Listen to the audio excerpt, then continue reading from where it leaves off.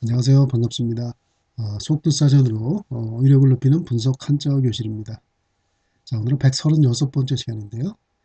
자, 아래에 있는 문장은 이제 신문에 나온 어떤 기사의 제목입니다. 다 이렇게 한자로 되어 있죠. 자, 이걸 보더라도 우리말의 주축은 한자어, 즉 한자로 만들어진 단어임을 우리가 부인할 수가 없습니다. 자, 이렇게 한자를 한글로 표현한다고 해서 그것이 우리 국어고, 이렇게 한자로 표현하면 외국어, 즉 중국어란 사실이 아닌 것이죠. 그 한자의 그 자체만 한글로 표현하는 것은 사실은 굉장히 위선적인 행동입니다. 그 대가가 결국은 우리가 문장을 정확하게 파악할 수 없는 그런 문제점을 가져다 준 것이죠.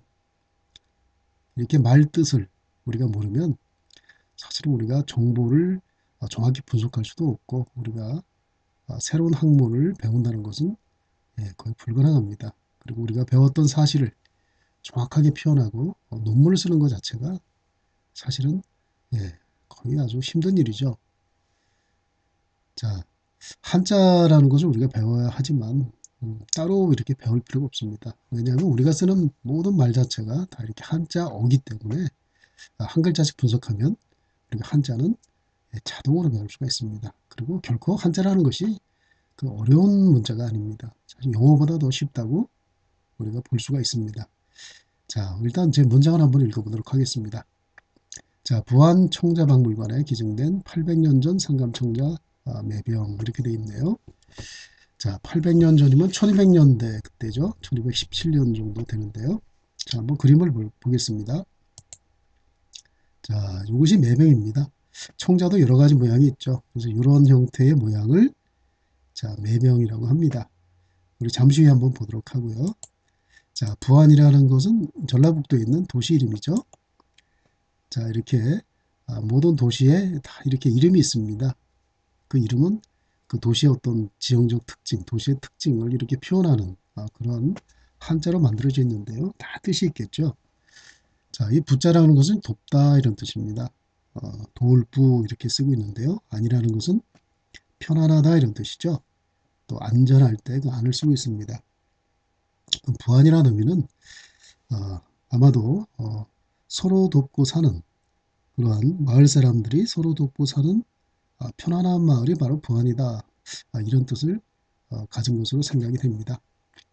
자, 청자라는 것은 푸른색의 작이란 뜻이겠죠. 그 작이라는 것은 이렇게 도기하고 자기하고는 서로 성격이 좀 틀리죠. 도자기 할 때는 도기와 자기를 통틀어서 표현하는 말입니다. 그 자기라는 것은 이렇게 유약을 바른 것을 우리가 자기라고 하는데요. 이렇게 푸른색의 빛을 띠는 것은 유약에 이렇게 철분이 들어있기 때문에 그렇습니다. 그래서 이렇게 굽게 되면 어떤 청록색을 띠는 그러한 특징을 가지고 있죠. 그래서 독이라는 것은 이렇게 어떤 잿물, 즉 잿물로 이제 유약을 만드는 거죠. 유약이라는 것은 이제 유자라는 것은 이제 광택을 가지고 있다 그런 뜻입니다. 광택이 있는 약이라는 것은 우리가 어떤 아플 때 먹는 약을 뜻하는 것이죠. 뿐만 아니라 이렇게 이런 것도 약으로 표현하고 있습니다. 그래서 광택이 나는 그러한 그 물질을 이렇게 이제 코팅을 해서 이렇게 발라서 굽는 것이 바로 작이고, 독이라는 것은 이렇게 유약을 입히지 않은 것을 우리가 독이라고 합니다. 그러니까 진흙 그 자체로만 구운 것을 우리가 독이라고 하는 것이죠. 여기서는 청자로만 이렇게 만들어진 박물관이라는 뜻이겠죠. 박자라는 것은 넓다 이런 뜻입니다. 박사할 때 이 박자를 쓰는데요. 그 또 넓다 이런 뜻뿐만 아니라 이렇게 그 많다 이런 뜻을 가지고 있습니다. 자, 물은 물건을 뜻하겠죠. 관이라는 것은 집을 뜻하고 있습니다. 여기 보면 밥식자가 있는데요. 옛날에는 여기 이제 관리의 관자입니다. 공무원들의 관리들의 어떤 숙식용, 그러니까 잠만 자는 것뿐만 아니라 먹는 그러한 집을 관이라고 하고 있습니다. 중국집 이름에도 많이 들어가 있죠. 그래서 많은 물건을 모아둔 그런 집을 박물관이라고 하는데요.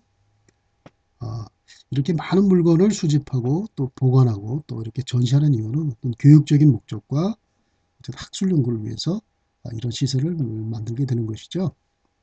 자, 박물관에 기증했다. 이제 기라는 것은 이제 붙이다 이런 뜻입니다. 우리 편지를 붙이다 이런 표현을 많이 하죠. 그래서 편지나 물건을 어떤 보낼 때, 보내줄 때 우리가 기라는 한자를 우리가 쓰고 있습니다. 자, 증이라는 것은 조개패가 있네요. 어떤 물건을 뜻하고 있겠죠. 어떤 가치 있는 물건. 그래서 어떤 물건, 요것도 이제 보내다 이런 뜻입니다. 주다 이런 뜻을 또 가지고 있죠. 그래서 어떤 물건을 어떤 선물로 보내주는 것을 이렇게 기증이라고 합니다. 자, 800년 전, 지금으로부터 그 앞인 것이죠. 앞전자죠. 상감은 이제 오늘 우리가 알아볼 단어입니다. 청자, 그 매병 이렇게 되어 있네요. 매는 매화나무를 뜻하고 있습니다. 바로 이제 매화나무에서 이제 매실이 달리는 거죠. 병은 우리가 어떤 물을 담거나 어떤 액체를 담을 때 쓰는 그러한 용기를 말하고 있습니다. 그래서 매병이라는 것은 이렇게 매화나무를 꽂았다 이래서 매병이라는 명칭을 이렇게 붙여졌는데요. 뭐 18세기 청나라 이제 문인들이 이런 병에다가 매화가지를 꽂았다고 해서 이렇게 매병이라는 명칭이 붙어서 이렇게 계속 내려왔다고 합니다. 이 병의 이 도자기의 특징을 보시면 입구가 굉장히 좁죠. 그리고 어깨가 이렇게 널찍합니다.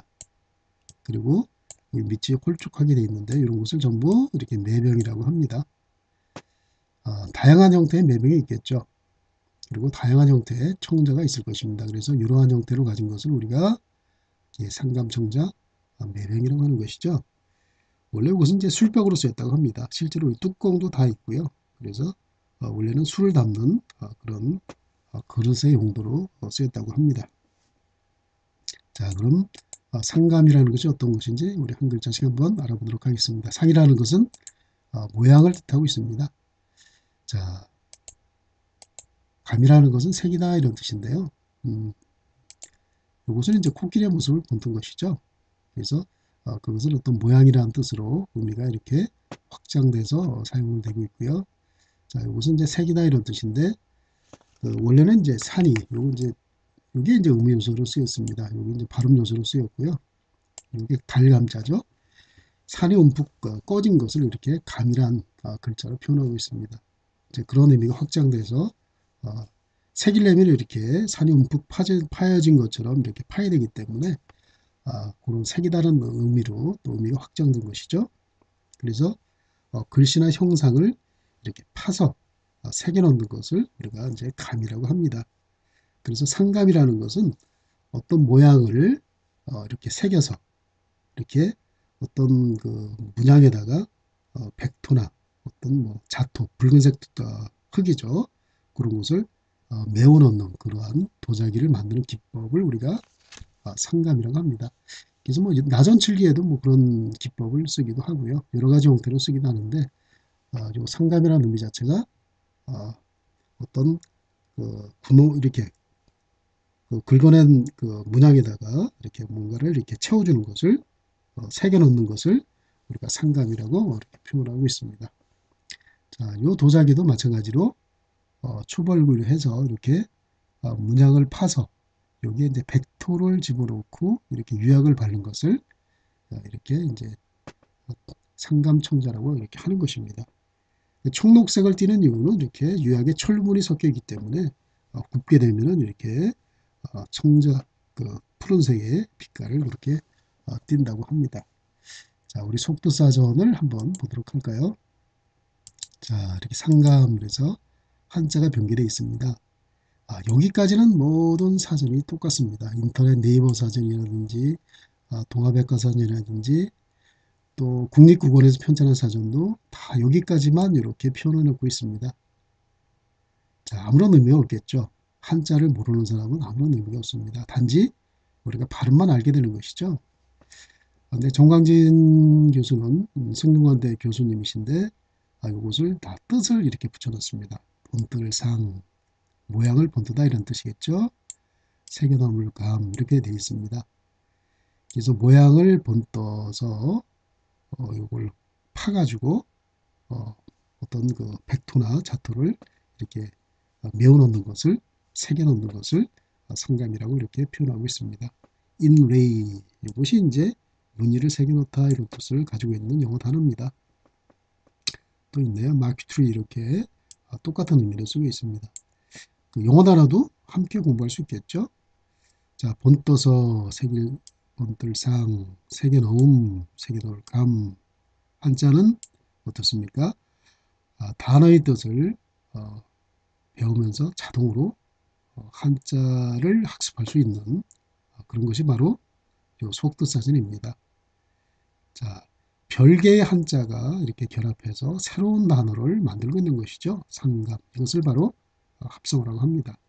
영어도 합성어가 있죠. 그래서 합성어라는 것은 이렇게 한 단어씩 분석해야지만 그 의미를 정확히 알 수가 있는 것입니다. 자, 이렇게 수고로 인해서 정확히 또 이렇게 해석이 되겠죠. 자, 이렇게 사전만 보더라도 우리가 정확히 그 의미를 알 수가 있습니다. 그래서 모르면 사전을 이렇게 찾아봐야 되겠죠. 그래서 한자어는 이렇게 한자를 정확히 분석적으로 이렇게 해석한 그러한 사전을 활용하시는 것이 굉장히 많이 도움이 되겠죠. 자, 오늘은 이렇게 상감이라는 단어에 대해서 공부를 해봤습니다. 자, 이것으로 마치도록 하겠습니다. 감사합니다.